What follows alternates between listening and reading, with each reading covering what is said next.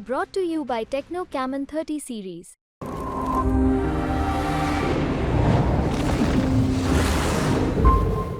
अब जो सीट की चर्चा कर रहे हैं ना, हम इस सीट का नाम लेने के बाद थोड़ा सा अफसोस हो रहा है। पश्चिम चंपारण की सीट की हम चर्चा कर रहे हैं, हम यहाँ भी गए, मगर चंपारण मतलब चंपारण मटन का जो चर्चा है वो हो जाता है, लेकिन जिस दिन हम गए उस दिन वहां पर गुरुवार था, खा नहीं पाए। बहुत चर्चा, अफसोस हो रहा है कि चंपारण जाके चंपारण मटन नहीं खा पाए। जाकर खाओ वहाँ पर बढ़िया। चंपारण का मटन नहीं खाया तो कुछ नहीं खाया। हम तो खुद चंपारण के रहने वाले हैं। गुरुवार दिन था, वहां जाकर के चंपारण मटन नहीं खा पाए, थोड़ा अफसोस हो रहा है। लेकिन चलिए मटन पे बाद में चर्चा करेंगे। पश्चिम चंपारण की सीट पर चर्चा करते हैं। संजय जायसवाल और सामने जो है वीआईपी के उम्मीदवार, माफ कीजिएगा, संजय जायसवाल जो है, और सामने जो है कांग्रेस के मदन मोहन तिवारी। क्या लगता है यहाँ से कौन बाजी मारेंगे? क्योंकि यहाँ पर कांग्रेस ने जातीय समीकरण को साधने की कोशिश की है। देखिए 2009 से वहां पर संजय जायसवाल सांसद है, चौथी बार चुनाव मैदान में, और मुझे लगता है कि बहुत नाराजगी भी झेलनी पड़ी उनको इस बार।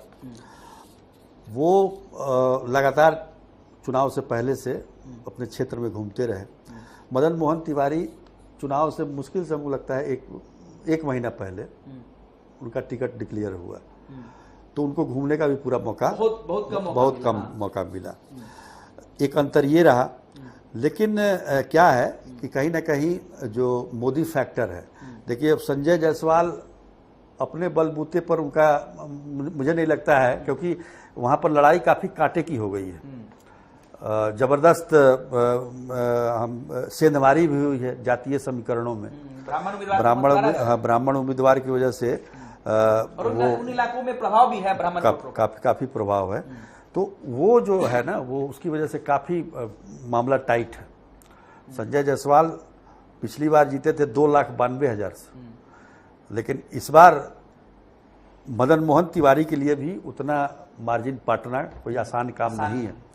पर निश्चित तौर पर मोदी फैक्टर, हालांकि संजय जायसवाल को हमेशा कोई ना कोई फैक्टर मिल जाता है जाने के लिए, तो इस बार भी वही 5 किलो अनाज और मोदी फैक्टर। महिलाओं ने काफी वोट दिया है बीजेपी को वहाँ, जैसा कि जो हमारा सर्वे है उसमें निकल कर सामने आया।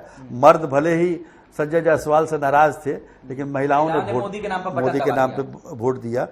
और वहाँ जो है हम कह सकते हैं कि यादव और मुस्लिम, उन्होंने भी काफी इंटैक्ट होके कांग्रेस को दिया वोट। मतलब मुकाबला जो है, पर कई एक छोटे छोटे पॉकेट्स में कुछ लोगों की नाराजगी बीजेपी के प्रति, जो नेता हैं उन्होंने ही भीतरघात भी किया, तो इसका नुकसान कहीं ना कहीं बीजेपी को दिखेगा। ये मतलब मार्जिन कमेगा और बहुत कंफर्टेबल जीत तो नहीं होगा, हाँ, लेकिन मुझे लगता है एज है। चलिए, तो देखिए पश्चिम चंपारण की सीट की हम चर्चा कर रहे थे। पश्चिम चंपारण की सीट से संजय जायसवाल को एक बार फिर से लीड मिल सकती है। हालांकि मार्जिन जो है वो पिछले बार की तरह नहीं रहेगा, काफी कंफर्टेबल स्थिति में संजय जायसवाल नहीं दिख रहे हैं। मुकाबला काफी जोरदार रहा, कांटे का टक्कर रहा।